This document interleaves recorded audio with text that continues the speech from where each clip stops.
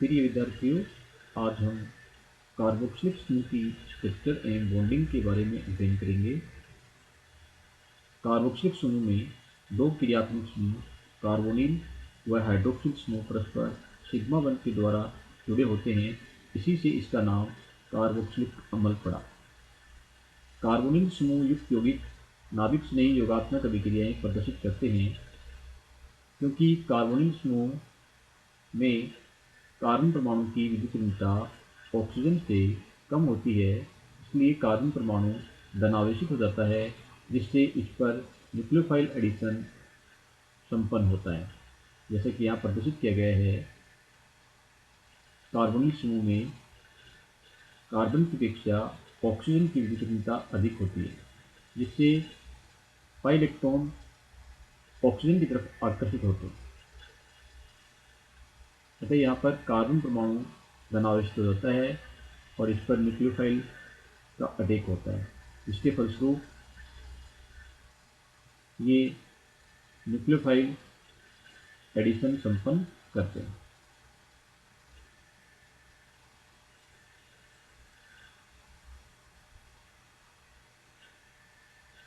Carboxylic समूह में carbonyl समूह से एक हाइड्रोक्सिल समूह जुड़ा हुआ होता है, जिसके ऑक्सीजन परमाणु पर दो अबंधी इलेक्ट्रॉन एवं लोन पेयर ऑफ इलेक्ट्रॉन उपस्थित होते हैं। ये इलेक्ट्रॉन एवं अनुनाद रेजोनेंस के द्वारा कार्बोनिल कार्बन का धनावेश समाप्त कर देते हैं। अर्थात ये non bonding electron carbonyl carbon का धनावेश पॉजिटिव चार्ज समाप्त कर देते हैं, जिसके फलस्वरूप उस पर न्यूक्लियोफाइल आक्रमण आसानी से नहीं हो पाता है और इसकी अधिक क्रियाशीलता है वो कम हो जाती है।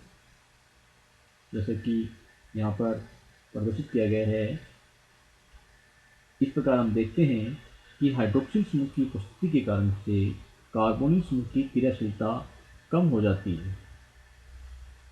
इसी कारण कार्बोक्सिलिक अम्लों में कार्बोनिल समूह उपस्थित होने के उपरांत भी ये नाभिक स्नेही योगात्मक अभिक्रियाएं संपन्न नहीं करते हैं और साइनोहाइड्रिन या ऑक्सीजन जैसे यौगिक नहीं बनाते। कार्बोनिल समूह की इस अधिक क्रियाशीलता के कारण कार्बोक्सिल समूह के कार्बोनिल समूह को छद्म कार्बोनिल समूह, सूडो कार्बोनिल समूह कहा जाता है। यहाँ पर हम हाइड्रोक्सिल समूह की क्रियाशीलता का अध्ययन करेंगे। एल्कोहल जिनमें कार्बन श्रृंखला से हाइड्रोक्सिल समूह जुड़ा हुआ रहता है, दुर्बल अम्लीय प्रकृति प्रदर्शित करते हैं। जैसे कि यहाँ प्रदर्शित किया गया है, एल्कोहल के आयनाइजेशन से यहाँ पर एल्कोक्साइड आयन और H आयन बनते हैं। जब एल्किल व हाइड्रोक्सिल समूह के मध्य कार्बोनिल समूह उपस्थित होता है तो उसकी अम्लीय प्रकृति बहुत बढ़ जाती है। हम जानते हैं कि एल्कोहल अणु व एल्कोक्साइड आयन दोनों को हम एक एक सिंगल संरचना के आधार पर प्रदर्शित कर सकते हैं, किंतु कार्बोक्सिलिक अम्लों के लिए ऐसा संभव नहीं होता है। कार्बोक्सिलिक अम्ल के अणु में अनुनाद रेजोनेंस उपस्थित होता है तथा कार्बोक्सिलेट आयन भी निम्न दो अनुनादी संरचनाएं हैं वो प्रदर्शित करते हैं। इस मामले में हम देख रहे हैं कि कार्बोक्सिलिक अणु की दोनों अनुनादी संरचनाओं में से एक तो उदासीन अणु है, जबकि दूसरा है तो यहाँ पर डाई आयन है, जिसमें दो समान परमाणुओं पर विपरीत आवेश है, एक पर नेगेटिव और दूसरे पर यहाँ पर पॉजिटिव चार्ज। अतः दोनों की ऊर्जाओं में भी पर्याप्त अंतर होता है, जिसके फलस्वरूप अधिक अनुनाद नहीं होता है। इसके विपरीत हम यहाँ पर कार्बोक्सिलेट आयन की दोनों अनुनादी संरचनाएं यहाँ समान हैं, दोनों में ऋण विद्युतीय ऑक्सीजन परमाणु पर ऋणावेश उपस्थित है। अतः इनमें ऊर्जा का अंतर बहुत कम होगा और यहाँ पर प्रभावी अनुनाद होगा। अतः कार्बोक्सिलेट आयन में दोनों CO बंध की बंध दूरी समान होती है और इसके अनुनादी संरचना को हम निम्न संरचना के द्वारा यहाँ पर प्रदर्शित करते हैं।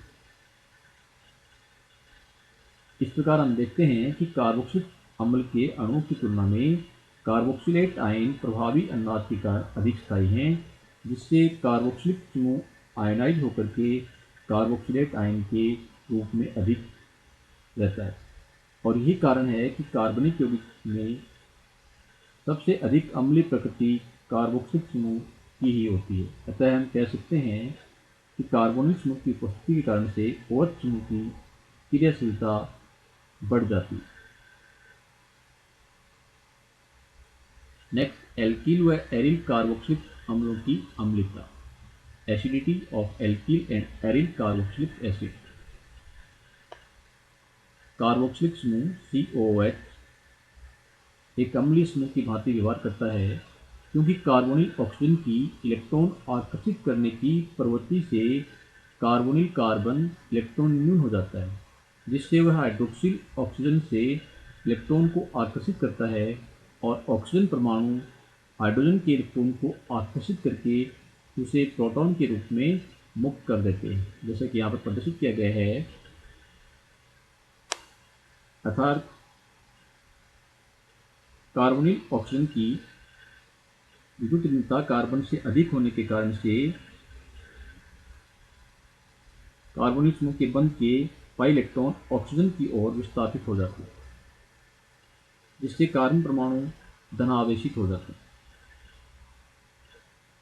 अतः यहाँ पर कार्बन परमाणु इलेक्ट्रॉन न्यून हो जाता है, जो हाइड्रोक्सिल समूह के ऑक्सीजन परमाणु पर उपस्थित इलेक्ट्रॉन युग्म को अपनी ओर आकर्षित कर लेता है, जिससे हाइड्रोक्सिल समूह के ऑक्सीजन परमाणु पर इलेक्ट्रॉन की कमी हो जाती है।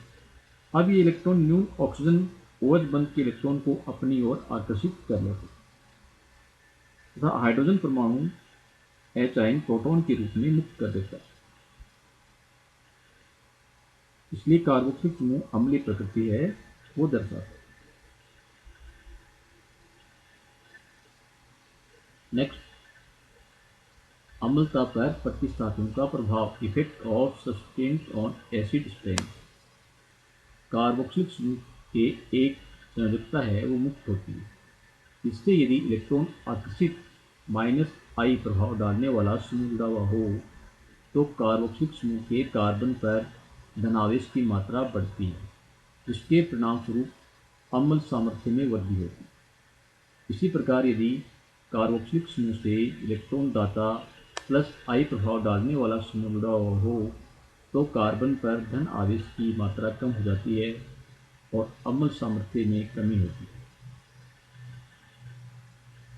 अतः ऋणात्मक प्रेरण प्रभाव -I प्रभाव कार्बोक्सिलिक अम्लों के आयनन के पश्चात बनने वाले कार्बोक्सिलेट आयन के स्थायित्व में सहायक होते हैं, जबकि +I प्रभाव वाले समूह कार्बोक्सिलेट आयन के स्थायित्व को कम करते हैं।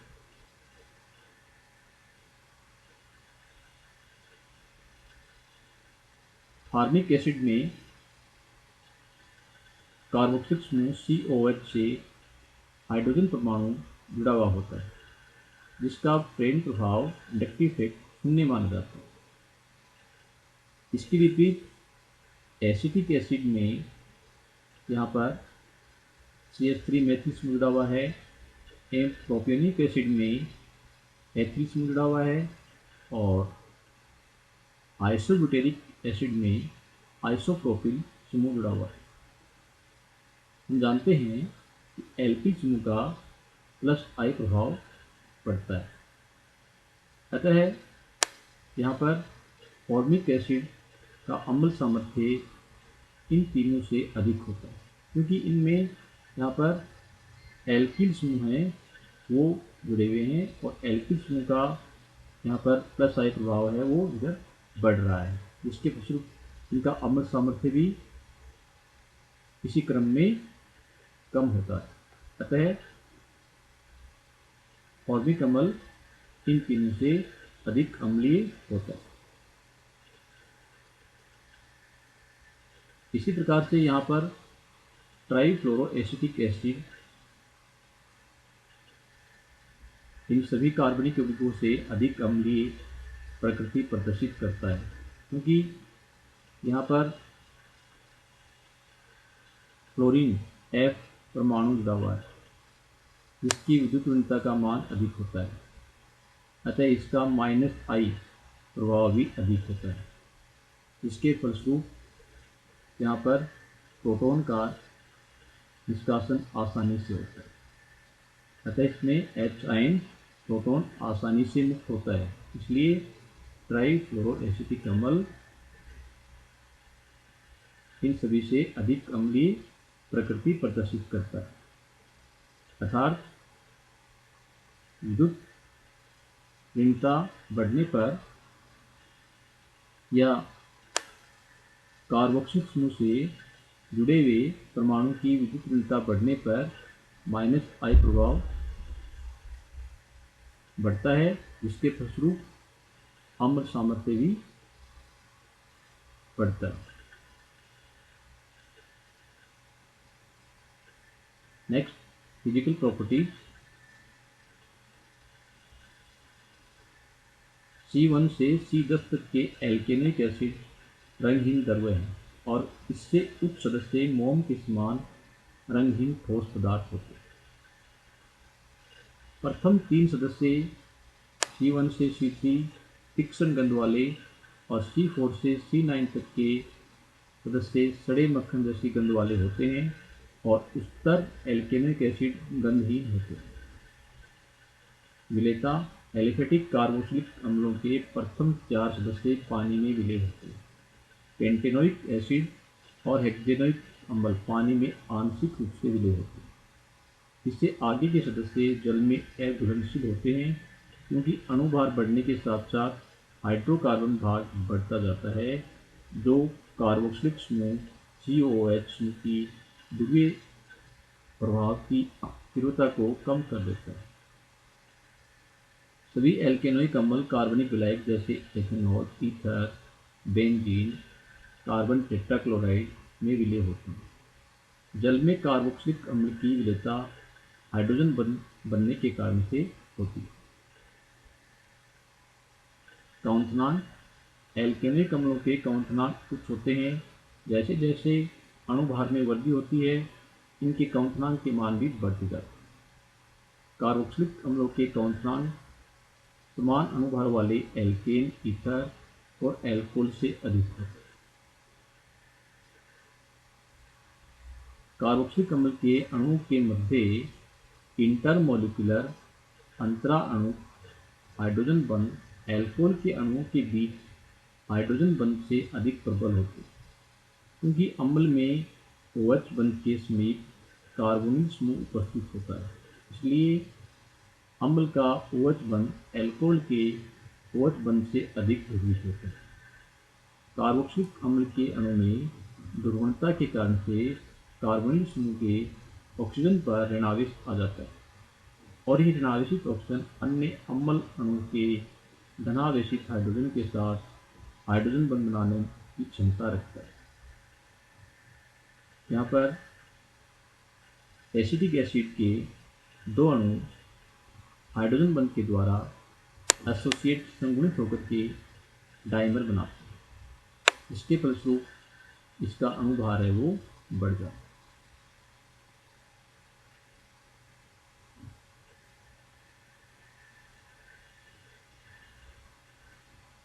Thank you.